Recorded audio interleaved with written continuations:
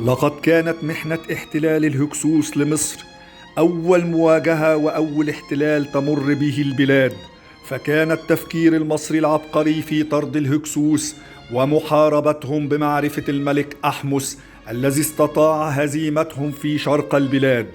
ثم كان التفكير العسكري العبقري بأن تقوم مصر بالتوسع خارج حدودها التقليدية لتكوين أعظم إمبراطورية في العالم القديم، وكانت في مصر وبلاد الشرق الأدنى من الأناضول شمالا إلى القرن الإفريقي جنوبا، ومن الفرات شرقا إلى الصحراء الليبية غربا، وعرفت بعصر الإمبراطورية العسكرية أو عصر المجد الحربي العسكري. لقد كان المهندس الأول لهذه الإمبراطورية العظمى هو الملك تحتمس الأول العظيم، وكان المكمل لها هو الملك العظيم الفرعون المحارب تحتمس الثالث أو نابليون العالم القديم،